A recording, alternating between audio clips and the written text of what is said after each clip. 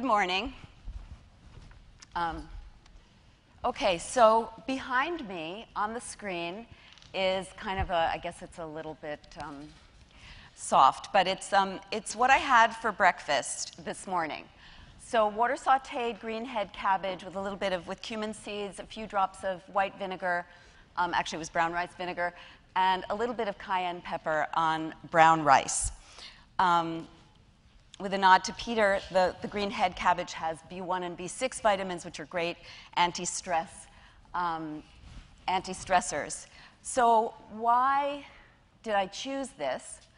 I knew I was coming here. I wanted to be energized, focused, a little bit fiery, hence the cayenne pepper, and also receptive to what I'm getting from you.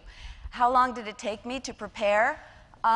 Same time it would take to prepare a standard American breakfast, or the same time it would really take at that hour, to stand online at Starbucks. So eating vegetables for breakfast actually transformed my life. About 16 years ago, when I began starting my day with vegetables for breakfast, I met my husband and we married. I was able to have 2 healthy babies at a relatively advanced fertility, a very advanced fertility age. And after I had my kids, I changed my career I went from being a journalist to being a nourishment educator and counselor. Basically, we need to eat 1 vegetable with every meal. When I say a vegetable, I mean a specific portion of vegetables, not vegetables that are mixed in with other things. It can be a pickle. In each meal, we need balance. We need chemical balance, which is about the pH of foods, the acid or alkaline content of foods. We need a balance of nutrients, which is about the vitamins and minerals and trace minerals. We need a balance of the energetics of the food, which the energetics are whether the foods are expansive or contractive. We need a balance of flavors. You all know the 5 flavors: sweet, salty, bitter, sour, spicy. And then there's the je ne sais quoi piece, which is a broader whole view of the balance in a meal. So whole grains, brown rice, whole wheat, corn, millet, oats, barley. Each grain in a whole grain contains the whole plant. It contains the germ or the seed of the plant. It contains the endosperm, which nourishes the seed, and the bran, which is the fibrous outer coating where the protein lies. On the other hand, vegetables are really only a part of the plant. So you have root vegetables, like this daikon. Sorry, they cut off the bottom at Fairway. But anyway, this is a root vegetable. Think carrots, parsnips. You have the stalk vegetables, such as this celery or the stalk of this broccoli. You have leafy vegetables, like this kale. You have, think cabbage, lettuce, collard greens. You have the flower, such as in this head of broccoli. Think about cauliflower. And you also have bulbs.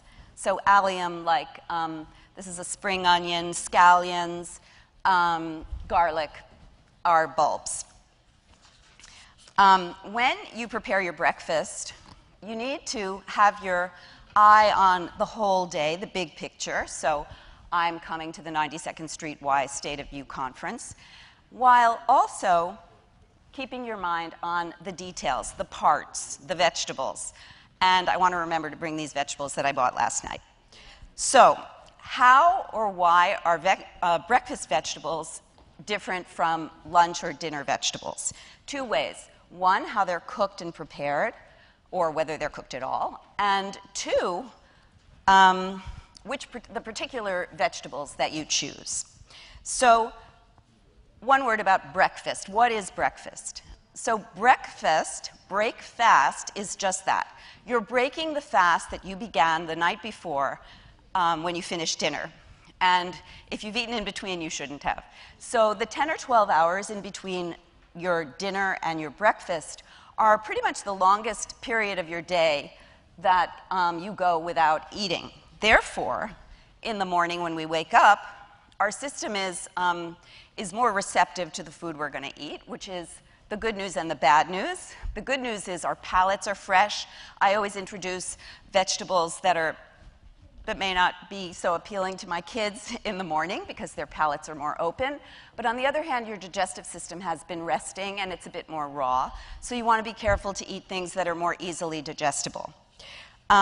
So when we look at our breakfast, what do we want from that meal? So I came up with an acronym, FREEP. It's REAP with an F in front. So I suggest that we want to be fortified, we want to be refreshed, we want to be energized, we want to be awakened and propelled. Do you agree? So assuming that you agree, I want to go through each one of these. So fortify. How are we fortified by vegetables? How are we strengthened by vegetables?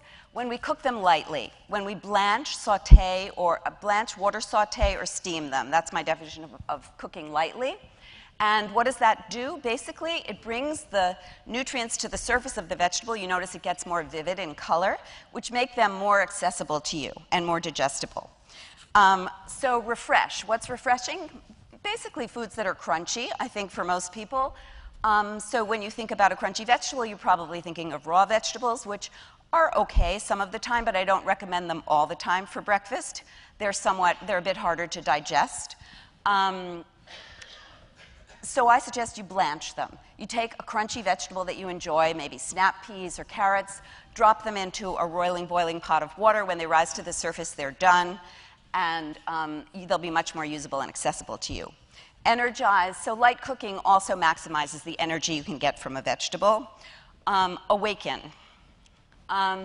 When you chew your vegetables, that stimulates the enzymes in the vegetables stimulate your digestive system, which awaken it. Also, the enzymes and other good chemicals in the vegetables awaken and remove toxins and other harmful chemicals, free radicals that are in your system. Finally, P, propel. So how do we propel ourselves into the day? When the nutrients in the vegetable are themselves propelled to the surface of the vegetable, that will propel you into your day because we imitate the food that enters our system. So from here on, I'm going to run a few slides of foods that I've served my family for breakfast over the last several months. So which vegetables should we eat? Basically, we want to balance them we want a wide variety. We want them to be local whenever possible, locally grown when possible, seasonal, and organic. So we want a variety of root vegetables like the daikon I showed you. Roots ground you. They're connected with the earth. They're the practical piece. Leaves, leafy vegetables. Leafy vegetables grow up and out. They're expansive. They branch out. They broaden us. The stalk of the vegetable, like celery, solidifies our connection between the earth or the practical, the earthy or the practical, and the more expansive creative piece, and the flowers. So the flowers open and open upward, so they connect us with the spiritual realm. We want all of those things in our lives. How should you serve them? Simply. I suggest you just squeeze fresh lemon, fresh orange juice, even grapefruit juice, fresh lime, a few drops of soy sauce, a few drops of vinegar. Stay away from heavy, complicated, spicy sauces or dressings in the morning. So there's a lot more to say, and I hear the music. So I want to say that when I was invited to speak here about this topic, it propelled me to start a blog that I've wanted to start for a long time. So it went live this morning. It's called www.vegetablesforbreakfast.com. Notice when I'm on the road, I also eat vegetables. And I want to leave you with an invitation. Eat vegetables for breakfast.